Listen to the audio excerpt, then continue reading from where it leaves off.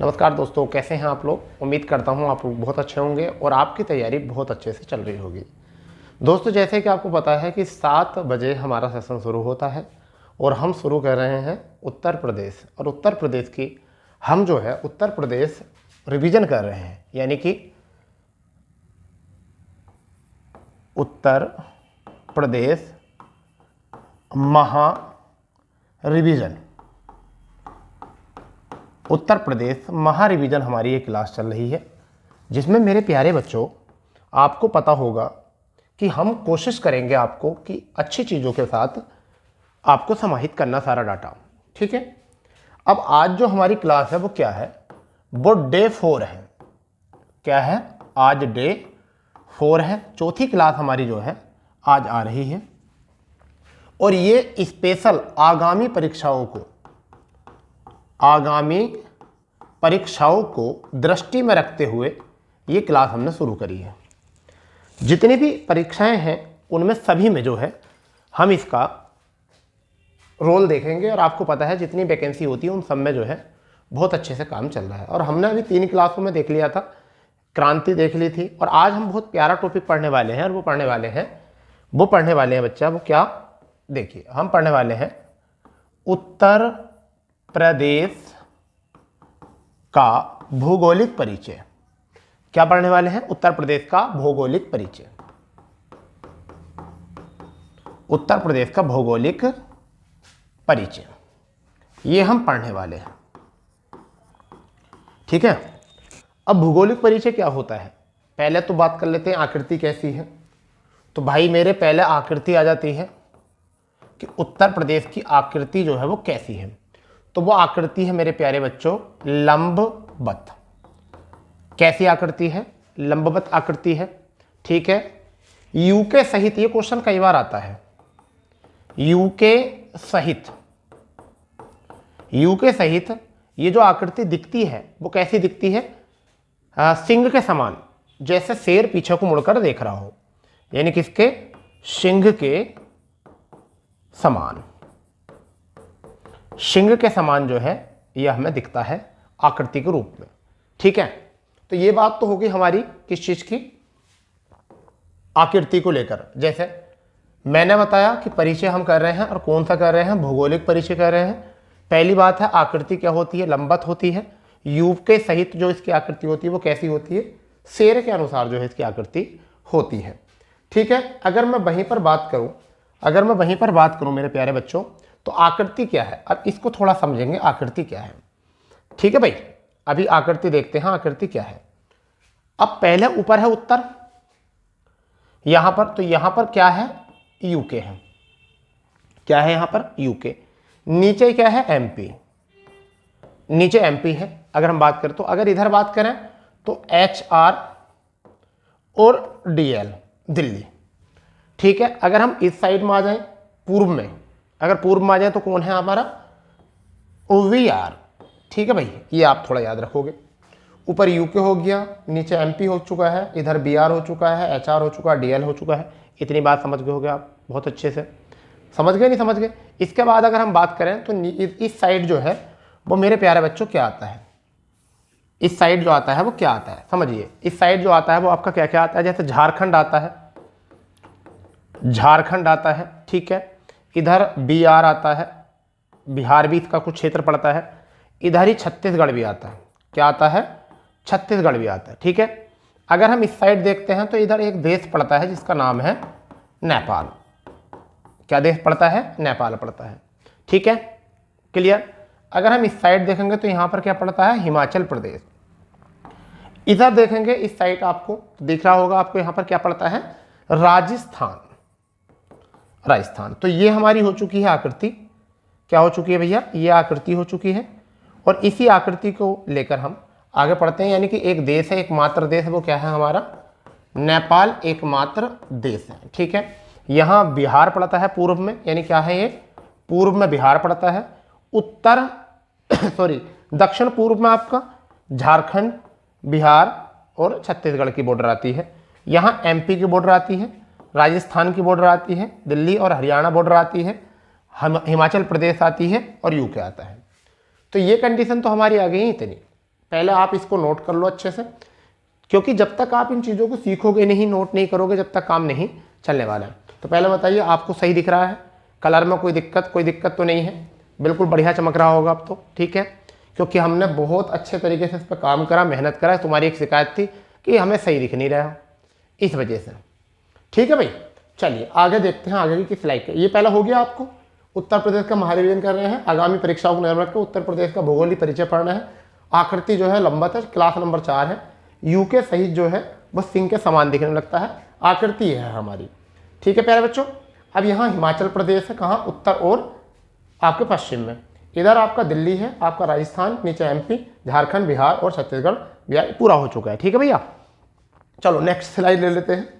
तो आगे आप क्या है, आगे हम बताने वाले हैं अभी इसका भी विस्तार आपका कि क्या होता है।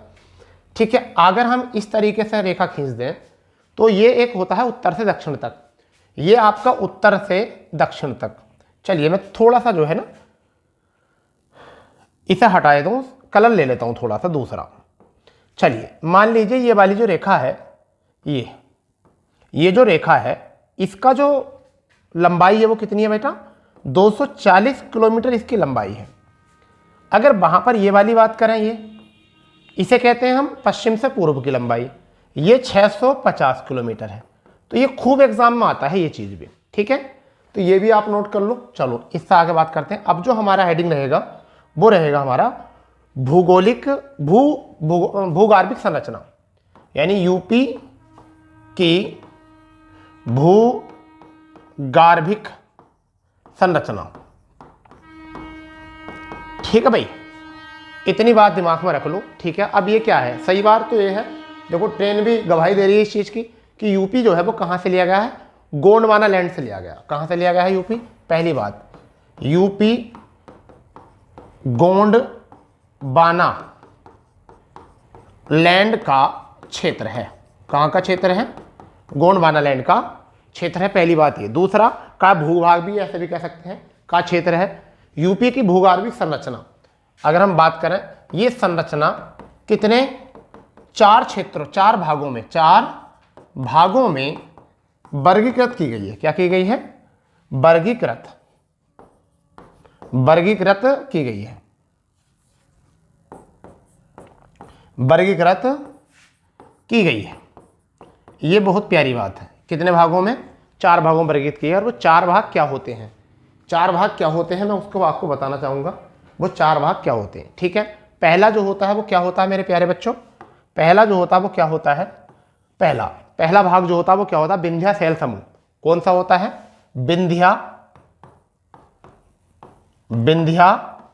शैल समूह। पहला भाग कौन सा होता है, विंध्या समूह।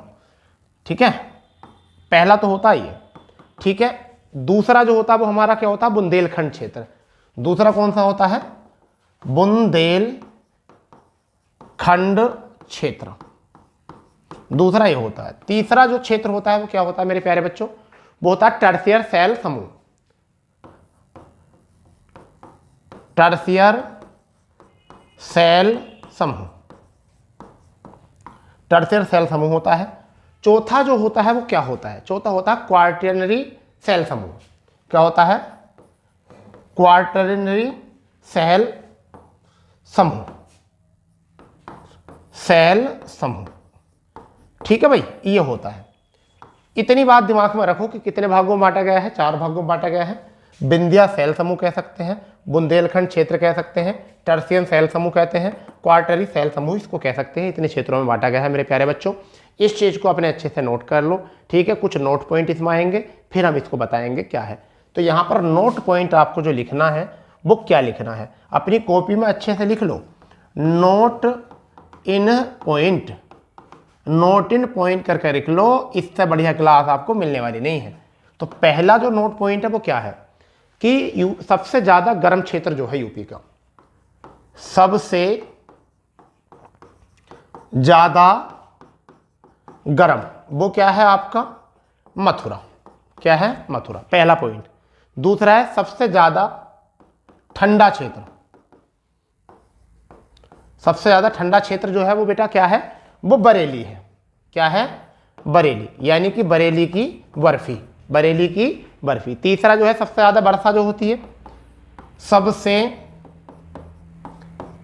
ज्यादा वर्षा जो होती है वो कहां होती है? गोरखपुर, गोरखपुर में होती है बेटा। ठीक है, और जो याद रखना है वो सबसे कम गर्म, समझ गए नहीं? ऐसा भी लिख सकते हैं, सबसे कम वर्षा, ये तो गर्म वाला तो हो गया ना।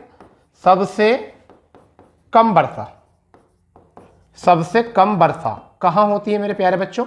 वो होती है आपकी आगरा और मथुरा क्षेत्र में, आगरा मथुरा वाले क्षेत्र में। तो इसको पहले आप नोट करो अच्छे से, ठीक है, पहले आप इसको नोट करो अच्छे से, जब भी तो हम आगे बात पढ़ाएंगे। जैसे विंध्या शैल समूह में बांटा गया है आपको, बुंदेलखंड में बांटा गया है, 7 जनपद आते हैं इसमें। टर्सियर शैल समूह में बांटा जाता है, वहां पर क्वाटनरी शैल समूह में बेटा इनको बांटा जाता है। ठीक है, नोट पॉइंट की अगर मैं बात करूं तो नोट पॉइंट में सबसे गर्म क्षेत्र जो है वो कौन सा है? मथुरा, और कहीं कहीं झांसी भी इसका आता है। क्या आता है? झांसी भी आता है। परंतु 2023 में सबसे गर्म क्षेत्र जो आंका गया, रिकॉर्ड जो आंका गया, वो कहां का आंका गया? बांदा। इस बात को नोट करना, 2023 का सबसे गर्म क्षेत्र जो था वो बांदा था। सबसे गर्म क्षेत्र जो था वो कहां था? बांदा था। इसको दिमाग में रखो। सबसे ज्यादा ठंडा क्षेत्र जो है वो बरेली है, और सबसे ज्यादा ठंड जो पड़ती है वो जनवरी में पड़ती है। बरेली है सबसे ठंडी क्षेत्र जो है, बरेली है, समझ गए नहीं? और बरेली में कब पड़ती है? जनवरी में सबसे ज्यादा ठंड पड़ती है।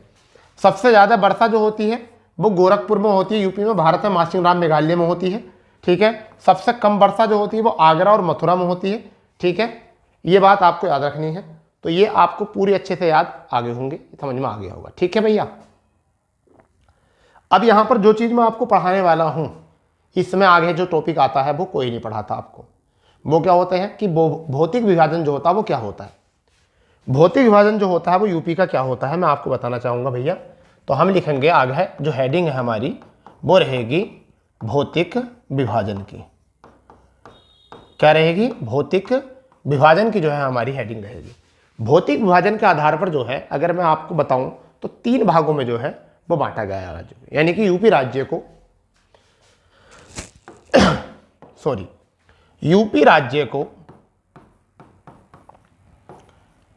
को भौतिक विभाजन के अंतर्गत, भौतिक विभाजन के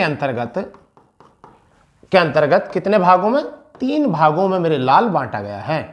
3 भागों में इसे वर्गीकृत किया गया है। आपको गुरुजी वो 3 भाग बता दीजिए, हमें याद नहीं रहते। वो 3 भाग हमें याद नहीं रहते। अरे याद करे जाएंगे, अब मैं बताऊंगा ना क्या याद रहते हैं। पहला जो होता है वो भांबर और तराई क्षेत्र होता है। प्यारे प्यारे मेरे बच्चे, पहला भाग क्या होता है? पहला भाग जो होता है वो क्या होता है? वो भांबर व तराई क्षेत्र होता है, तराई क्षेत्र होता है। ठीक है बच्चा। दूसरा जो होता है मेरे लाल वो क्या होता है? दूसरा जो होता है वो होता है मध्य का मैदानी भाग, यानी कि मध्य का मैदानी भाग, मैदानी भाग। ठीक है बच्चा। तीसरा जो होता है वो कौन सा होता है मेरे प्यारे बच्चों? वो होता है दक्षिण का पठारी क्षेत्र। कौन सा होता है? दक्षिण का पठारी क्षेत्र। ठीक है बच्चा। ये 3 क्षेत्र जो हैं ये यूपी के बांटे गए हैं। इसे कहते हैं आप भौतिक, इसी के कहते हैं आप भौतिक विभाजन कहते हैं। क्या कहते हैं बच्चे? भौतिक विभाजन कहते हैं, यानी इसको समझ लेंगे। क्या कहते हैं मेरे प्यारे बच्चों? भौतिक विभाजन कहते हैं इसको। हाँ या ना? समझ में आ गया नहीं आ गया? हाँ या ना ये बता दो बस मुझे, समझ में आ गया या नहीं आया? ठीक है भाई, समझ में आ गया या नहीं आया पहले मुझे बता दीजिए। ठीक है, समझ में आ गया या नहीं आया? फुर्ती के साथ। ठीक है, क्या आ गया समझ में? भांबर क्षेत्र, ठीक है, तराई क्षेत्र, ठीक है, मध्य का मैदानी भाग, दक्षिण का पठारी क्षेत्र। अब आप मुझे बताओ, क्या आपकी समझ में आया चीजें? आई चीजें या नहीं आई चीजें समझ में? ठीक है, चलो एक एक करके समझते हैं। नहीं, एक एक करके समझेंगे कि क्या है, एक एक करके सारी चीजों को। ठीक है, सबसे पहले ले लेते हैं भांबर और तराई क्षेत्र। मेरे प्यारे बच्चों, सबसे पहले जो लेंगे वो हम क्या लेंगे? वो भांबर और तराई क्षेत्र लेंगे। क्या लेंगे? सबसे पहले जो हम लेंगे वो क्या लेंगे? हम भांबर और तराई क्षेत्र लेंगे। भांबर व तराई क्षेत्र। देखिए बेटा, मैं पीपीटी बना के भी आपको पढ़ा सकता था, है नहीं? जैसे पढ़ाते हैं पीपीटी लेके भी पढ़ा सकता था, परंतु एक बात तो बताओ, पीपीटी से पढ़ के क्या फीलिंग आती? नहीं आती ना। पीपीटी से पढ़ के फीलिंग नहीं आती है। जब तक अपने आप ना पढ़ो, अपने आप डाटा ना मिले, तो वो कैसा मजा आएगा भाई, है नहीं? चलिए कोई बात नहीं। इसका क्षेत्र कहां से कहां तक है मैं आपको बताना चाहूंगा। इसका क्षेत्र कहां से कहां तक है, तो ये सहारनपुर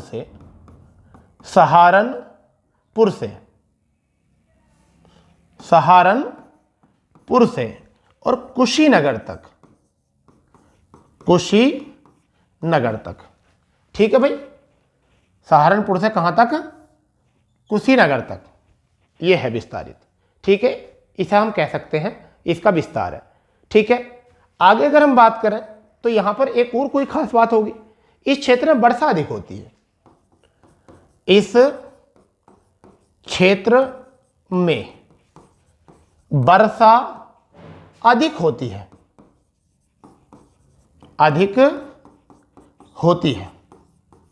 अगर सेशन आपको पसंद आ रहा हो तो शेयर कर देंगे।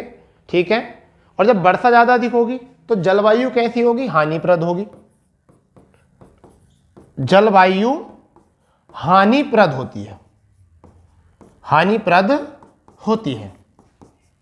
ठीक है मेरे प्यारे बच्चों, जलवायु हानिप्रद होती है। ठीक है, जब हानिप्रद होगी तो मलेरिया ज्वार पैदा होगा।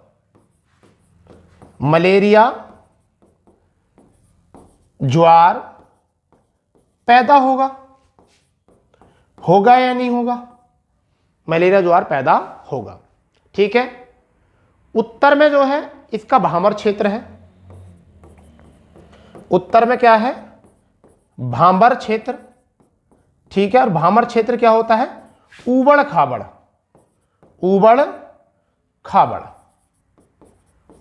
खाबड़ क्षेत्र होगा, जहां पर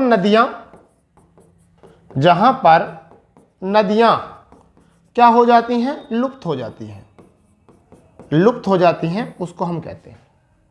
ठीक है प्यारे बच्चों, दक्षिण में जो है वो क्या है? दक्षिण में तराई क्षेत्र है। इसके दक्षिण में क्या है? तराई क्षेत्र है। कुशीनगर तरफ क्या है? तराई क्षेत्र। वर्षा अधिक होने के कारण यहां पर मेरे प्यारे बच्चों क्या होता है? दलदली क्षेत्र पाया जाता है। तो यहां लिख सकते हैं वर्षा अधिक होने के कारण दलदली क्षेत्र पाया जाता है। कैसा? दलदली क्षेत्र। अब बताओ कितनी प्यारी बात है भाई, क्या करोगे इससे ज़्यादा सीखकर? ये देख लीजिए, सहारनपुर से लेकर कुशीनगर तक है। ठीक है, इस क्षेत्र में वर्षा अधिक होती है, जलवायु हानिप्रद होती है, मलेरिया ज्वार पैदा होता है। उत्तर में भामर क्षेत्र ऊबड़ खाबड़, जहां नदियां लुप्त हो जाती हैं, मोटे मोटे पत्थर वाला क्षेत्र। दक्षिण में तराई क्षेत्र, और अधिक वर्षा होने के कारण यहां पर दलदली क्षेत्र हो जाता है। अब मुझे बताओ आप, ठीक है, एक बार मैं देख लेता हूं कि क्लास ठीक चल रही है नहीं। ठीक है भाई, मुझे ऐसा लगता है कि बहुत बढ़िया क्लास चल रही है और आपको बहुत अच्छे से दिख भी रहा है। ठीक है, चलिए कोई बात नहीं है, इससे आगे हम बात करते हैं मेरे प्यारे बच्चों। नेक्स्ट देखते हैं आगे स्लाइड में हमें क्या करना है। एक क्षेत्र हो गया। अब जो हम बात करेंगे वो गंगा यमुना का मैदानी भाग करेंगे। दूसरा क्षेत्र जो रहेगा वो हमारा क्या रहेगा? गंगा यमुना का मैदानी क्षेत्र। गंगा यमुना का मैदानी क्षेत्र हम इसको करेंगे, हाँ या ना? गंगा यमुना का मैदानी क्षेत्र हम इसको बच्चा करेंगे। ठीक है, चलो कोई बात नहीं है, समझेंगे इस बात को हम यहां पूरे अच्छे तरीके से समझेंगे। ठीक है, अब क्या है कि गंगा यमुना मैदानी क्षेत्र है, तो मैदानी क्षेत्र में क्या है? ऊपरी गंगा मैदान क्षेत्र चावल के लिए, पहला पॉइंट। ऊपरी गंगा मैदानी क्षेत्र किसके लिए? चावल के लिए प्रसिद्ध है। किसके लिए? चावल के लिए प्रसिद्ध है और गन्ने की खेती के लिए। चावल व गन्ने की खेती के लिए, ठीक है भाई, सॉरी, चावल व गन्ने की खेती के लिए। और ऊपरी गंगा क्षेत्र तराई है। कैसा है ऊपरी गंगा? ये 3 भागों में बढ़ जाता है। एक तो ऊपरी गंगा क्षेत्र, इस क्षेत्र को बांट देते हैं। दूसरा मध्य गंगा क्षेत्र, तीसरा निचली गंगा क्षेत्र। 3 हो गए आपके, ठीक है भाई। निचली गंगा क्षेत्र, ऊपरी गंगा क्षेत्र, मध्य गंगा क्षेत्र। मेरे प्यारे बच्चों, ऊपरी गंगा क्षेत्र को हम क्या कहते हैं? इसे हम कहते हैं तराई क्षेत्र। इसे हम कहते हैं तराई क्षेत्र, ठीक। मध्य गंगा क्षेत्र को हम क्या कहते हैं? इसे हम कहते हैं बांगर या खादर क्षेत्र। बांगर या खादर क्षेत्र, ठीक है, इसकी बात करेंगे, कोई दिक्कत नहीं है। तीसरा जो क्षेत्र होता है उसे कहते हैं मेरे प्यारे बच्चों पठारी क्षेत्र। पठारी क्षेत्र, चीजें समझ रहे हो? ठीक है। ऊंचाई की अगर हम बात करें, ऊंचाई तो 80 से इस क्षेत्र की ऊंचाई जो है इस क्षेत्र की, वो बच्चों 80 से 250 मीटर तक मानी जाती है। 80 से 250 मीटर तक मानी जाती है। निर्माण जो होता है वो गंगा और उसकी सहायक नदियों से होता है। निर्माण जो होता है वो किससे होता है? वो गंगा व सहायक नदियों से होता है। सहायक नदियों से होता है। अब आप मुझे बताइए कि आपको ये चीज समझ में आ रही है या नहीं आ रही है? ठीक है भाई, बताइए।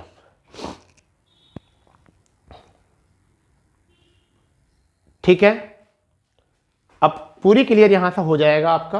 तो यहां अब मैं आपको थोड़ा समझाना चाहूंगा। तराई क्षेत्र हो चुका है, बांगर खादर क्षेत्र हो चुका है, पठारी क्षेत्र हो चुका है, ऊंचाई हो चुकी है, निर्माण गंगा और उसकी सहायक नदी से होता है। और बात किसकी कर रहे हैं? यमुना, गंगा यमुना मैदानी क्षेत्र की। इसके साथ साथ कुछ ऐसी भी चीजें हैं जो हमें याद रखनी है। गंगा, यूपी में गंगा की सहायक नदियां कितनी हैं? यूपी में गंगा की सहायक नदियां कितनी हैं? तो यूपी में गंगा की सहायक नदियां क्या है नहीं? ये भी तो बहुत जरूरी है। तो कौन कौन सी है? यमुना है, यहां लिख लें क्या? चलो, यमुना है। चलो, यमुना के साथ साथ आपने गंडक नाम सुना होगा, रामगंगा नाम सुना होगा। रामगंगा, गंडक, ठीक है, रामगंगा, यमुना, गंडक और गोमती, तापी, गोमती, ठीक है, ताप्ती, सभी तापी बोलते हैं इसको, ताप्ती नहीं, तापी है। घाघरा, शारदा, घाघरा और मेरे प्यारे बच्चों शारदा, ठीक है भाई। यमुना, रामगंगा, गंडक, गोमती, ताप्ती, घाघरा और शारदा, ये हो गई सहायक नदियां, ठीक है भाई। इसकी अब मैं आपको थोड़ा सा और आगे लेके चलूंगा, इसी में थोड़ा और आगे। वो और आगे क्या? मैदानी क्षेत्रों में जहां बाढ़ का पानी पहुंच जाता है, नहीं पहुंचता, उसे बांगर। पहले बांगर की बात कर रहे थे ना कि कुछ बच्चे बोल रहे थे सर बांगर तो बता दो क्या होता है। तो देखिए बांगर क्या होता है। बांगर क्षेत्र क्या होता है मैं आपको बता दूं, पहले ऐसे ही बता देता हूं फिर लिखूंगा। जहां पर बाढ़ का पानी नहीं पहुंचता है उसे हम कहते हैं बांगर, ठीक है। जहां पर नदियों द्वारा मिट्टी लाई जाती है उसे क्या कहते हैं? खादर कहते हैं। तो 2 चीजें होती हैं, एक होता है हमारा बांगर और एक होता है हमारा खादर, ठीक है। एक हमारा बांगर होता है और एक हमारा क्या होता है बच्चा? खादर। तो बांगर जहां बाढ़ का पानी नहीं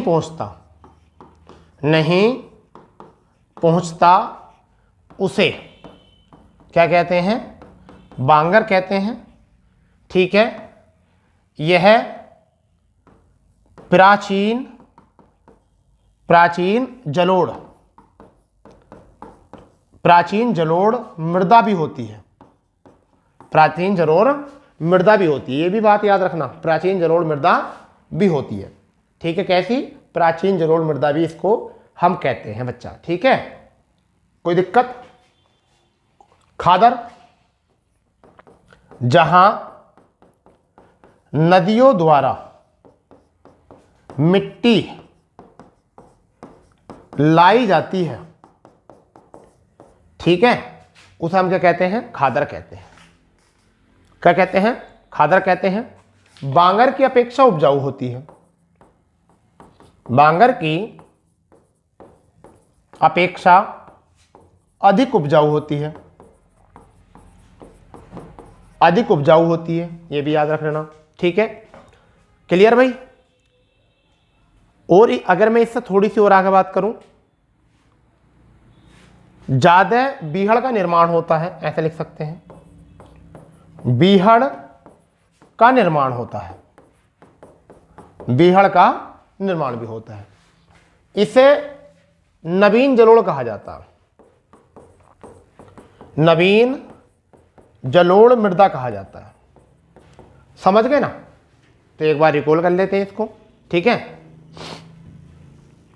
गंगा, यमुना, रामगंगा सहायक नदी, गंडक, गोमती, तापी, घाघरा, शारदा, ये तो हो गई गंगा की सहायक नदियाँ।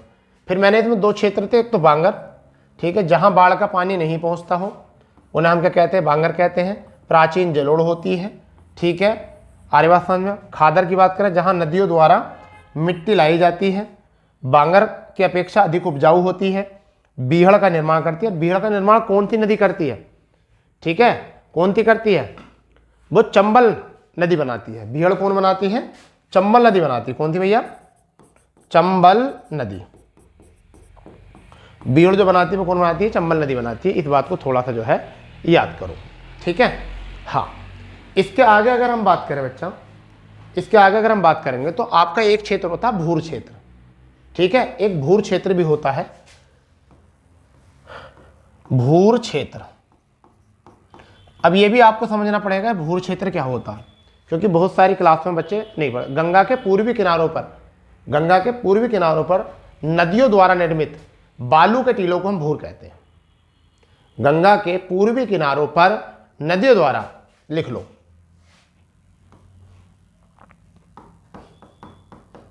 गंगा के पूर्वी किनारों पर नदियों द्वारा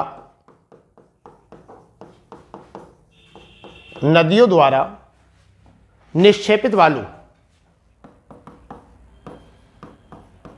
निक्षेपित बालू को हम क्या कहते हैं? या बालू के टीलों को क्या कहते हैं?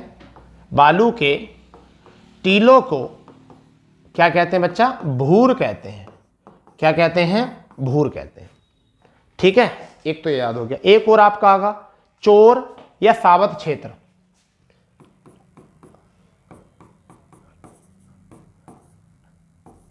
चोर, वैसे चोर होता, चेर होता है, चोर होता है, चेर होता है। ये होता है आपका चेर क्षेत्र, चेर या फिर सावध, सावध क्षेत्र। आपको अजीब लगेंगे ये शब्द, क्योंकि आपने ये पढ़े नहीं, इस वजह से। तो ये क्या होते हैं? गंगा के किनारों पर विकसित गड्ढे, यानी गंगा के किनारों पर जो विकसित गड्ढे में झीलनुमा क्षेत्र होता है, उन्हीं को हम क्या कहते हैं? वर्षा ऋतु में वो सूख जाते हैं, उन्हें हम क्या कहते हैं? चौर क्षेत्र कहते हैं। तो हम लिख सकते हैं गंगा के किनारों पर, किनारों पर गड्ढे व झील नुमा क्षेत्र जो वर्षा ऋतु के बाद सूख जाते हैं, सूख जाते हैं, क्या कहलाते हैं? चेर या सावत क्षेत्र कहलाते हैं, ठीक है। चेर या सावत क्षेत्र कहलाते हैं। तो ये तो हो गए आपके दो क्षेत्र, एक तो भांवर तराई क्षेत्र हो गया, मैदानी क्षेत्र हो गया। अभी आपका एक और बच रहा है, वो कौन सा बच रहा है? दक्षिण का पठारी क्षेत्र, उसे और कर लेते हैं, ठीक है। फिर आगे बढ़ते हैं, ठीक है भाई। चलिए हम बात कर रहे हैं आगे दक्षिण का पठारी क्षेत्र।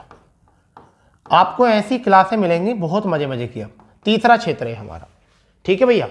औसत ऊंचाई कितनी है इसकी, चलो देख लेते हैं। औसत ऊंचाई, औसत ऊंचाई जो होती है वो तुम्हें पता है पठारी क्षेत्र की कितनी होती है, 300 से 600। तो हम क्या लिख सकते हैं, 300 से 600 मीटर कह सकते हैं। आरओ में क्वेश्चन आया था, ठीक है। इसमें प्रमुख नदियाँ कौन सी हैं, इसकी जो प्रमुख नदियाँ हैं ये पता होनी चाहिए। प्रमुख नदियाँ जो हैं वो कौन सी हैं इसकी, जैसे आपकी चंबल हो गई, बेतवा हो गई, केन हो गई, सोन हो गई आपकी। तो कौन हो गई, चंबल, बेतवा, केन, सोन, ये आपकी हो गई। टोन्स, ये सब नदियां जो हैं इसकी क्या है, प्रमुख नदियां हैं, ठीक है भाई। ये ही प्रमुख नदियां मानी जाती हैं। इस पठारी क्षेत्र का बुंदेल या ऐसा मान लो बुंदेलखंड का पठार क्षेत्र भी कहा जाता है। इसे क्या कहा जाता है, इसे बुंदेलखंड का पठार भी कहा जाता है। अब मजा आ रहा ना आपको, अंडरलाइन करा कराया मिल रहा सब कुछ, ठीक है। बताइए अब निर्माण जो होता है इसका कैसा होता है, निर्माण जो होता है वो कैसा होता है, नीस चट्टानों द्वारा, किसके द्वारा होता है, नीस चट्टानों द्वारा इसका जो है निर्माण होता है। मिट्टी का रंग कैसा होता है इसका, मिट्टी का रंग कैसा होता है, वो यही होता है जो मैंने लिखा, लाल होता है, ठीक है। क्लियर भाई, लाल होता है। अगर मैं इसमें थोड़ी सी एक स्लाइड और बढ़ाऊं, इस स्लाइड लगाने से अच्छा, यहां अधिक कृषि योग्य नहीं होता, अधिक कृषि योग्य नहीं होता, नहीं होता, ये पहली बात इसमें, ठीक है। सिंचाई तालाबों से होती है, सिंचाई किससे होती है, तालाबों से होती है, तालाबों से सिंचाई होती है, ठीक है। क्षेत्र में काली दोमट मृदा पाई जाती है, काली दोमट मृदा पाई जाती है, ये भी याद रखना, काली दोमट मृदा पाई जाती है। फसलें चना, अरहर, सरसों, फसलें जो हैं वो क्या हैं, फसलें क्या हैं, चना, सरसों, ठीक है। फसलें चना, सरसों, अरहर, ज्वार, अरहर, ज्वार, ये होती हैं। एक बार रिकॉल कर लो इनको।